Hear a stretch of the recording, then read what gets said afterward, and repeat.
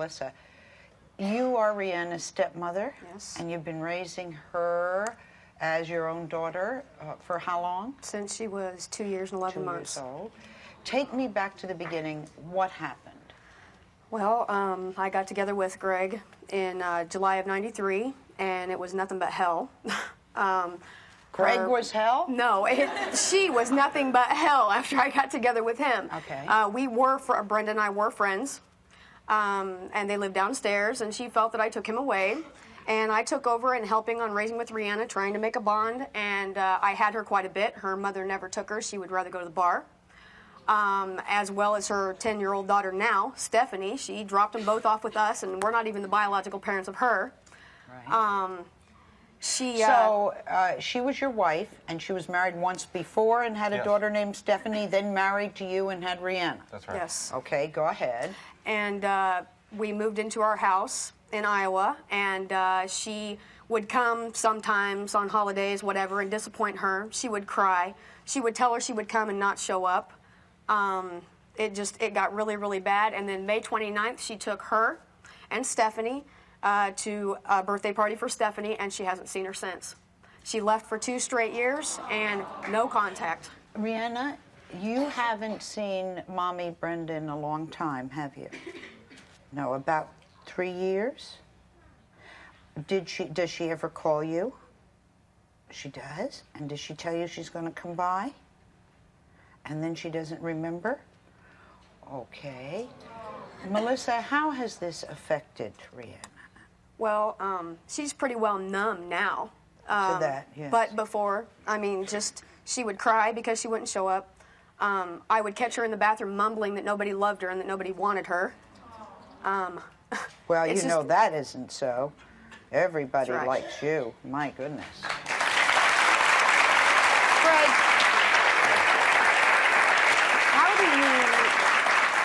I had a problem. I knew from day one that my daughter had a problem. Right. But what happened when she was 5?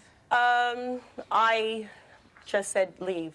I didn't want Dina Marie to be in the environment with her mother with the drugs. Okay, what kind of environment was it? Explain it to us. She would holler at her and hit her and tell her to go to sleep because my rule was, and I was trying to teach her to be a mother, put Dina to sleep, do this for her, do little things. Right. To let her know that you are her mom. And Gina couldn't accept that because she wanted to run out and do her thing, which was drugs. Okay, she was using, and it was a bad environment for your granddaughter. Right. She was taking me to drug houses. She's taking you to drug houses? Tell me about that. She took me from my grandparents once and took me somewhere into a crack house, and she left me when she went to go get high, and I fell. And Sally, she was only 3 at the time. She was how old? 3, and she can remember every detail. You can remember that? Yeah. Also, there was a case of stealing birthday money. Whose birthday money? Mine. How did that happen? I was little. I didn't know where anyone was keeping all my money, and it was in her bank on her dresser, Sally, and she would just go into the kill, you know, take a little at a time. Ruth, Gina would disappear from time to time. How did you explain that to Dina Marie? That her mother was sick and she was doing drugs. Because that's really what was happening. Right, and at 3 years old, you don't know what drugs really are, you know. No. I said, well, Mom is sick, you know, but she'll be coming back. And over the period of time, at first it was a week, then it was 2 weeks, then it would be a month, 6 months. There was periods of time she didn't come back into her life for 2 years. I feel very hurt for my granddaughter. Okay. How do you feel for yourself? I feel... Abandoned them, is that correct? Yeah. Okay. Nancy is backstage. We're going to talk to her in a minute.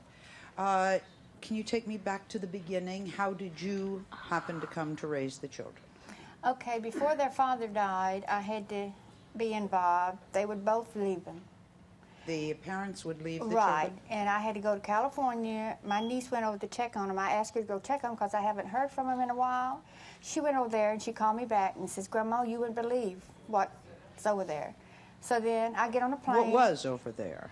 the kids was alone in the house. Well, not alone. They had some guy off the street that they knew came in, and he was more or less taking care of them. Okay. And then I went out there, and I got them and Nancy and brought them back to Louisiana. And then she was here for a couple of days, and she hit the road, left again.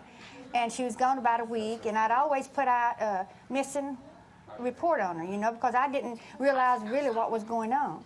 So then, say a couple of days after I put out the missing report, here she show up like nothing's ever happened, you know. And I'd say, "Where you been, Nancy?" "Oh, I've just been over here with a friend." How has it affected Jonathan? Well, he misses his mother and he loves her and everything, but you know, he resents more or less me being his boss. Do you resent Grandma? Being his boss, you know. He loves Grandma, but he don't want her because I'm more stricter than their mother. And Right. they think, well, if I had... Okay. Jonathan, What about you, Jimmy? How has this affected you? At 13, you're probably able to tell me yourself.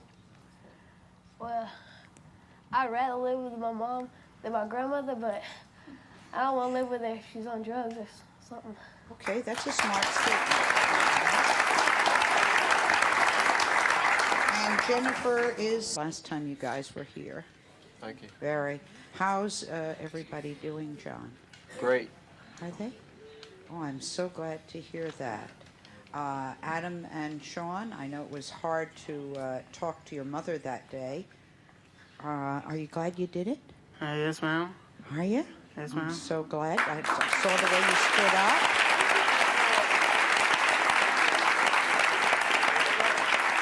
Tell me why you're glad you did it. Ma'am. Tell me why you're glad you did it. Well, it got a lot of stuff that was on my chest that was bothering me, and it got it off, and And it it's made good me. to do that, isn't it? Yes, ma'am. And Sean, could you just say, like, hello? Hello. I told you it's going to have to wait at least 35. Later. Sean, let's see what I can do. I'm pretty good at this. Sean, what's your favorite toy?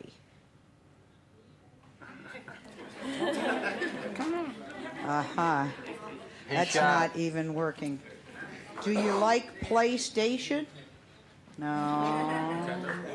Big chance, Sean, for hitting me up for something. Big chance. No? Well, we'll let him sit there. John, you're okay? Mm-hmm. Good. Yes, ma'am. I'm glad.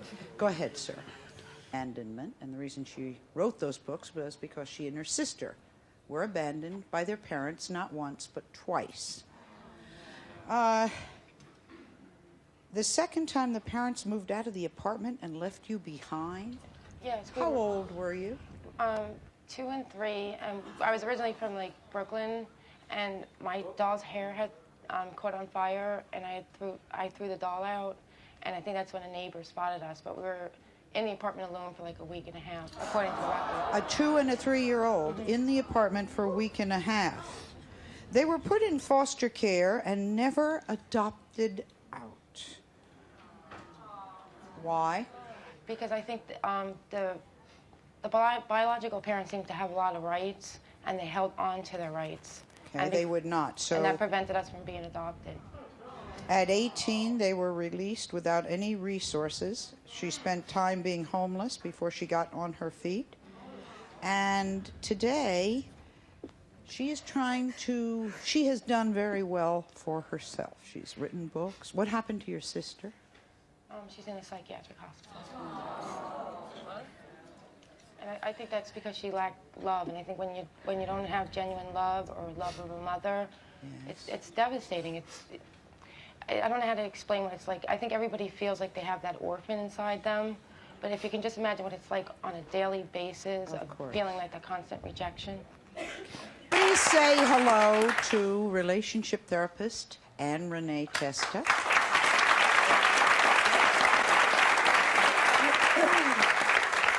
Anne Renee, I am hearing from these mothers, you know, I couldn't get a week off my job, or I couldn't do this, or I couldn't do that. And I'm hearing excuses. I'm somebody who's worked since she was 12 years old, and I've worked 7 days a week. I could no more leave my child then I could leave my left arm or my head or any other part of me. So this woman is correct. What has changed? Why do mothers do this? Well, it starts way back when, Sally, as to why they do it. You have to look at one generation infection.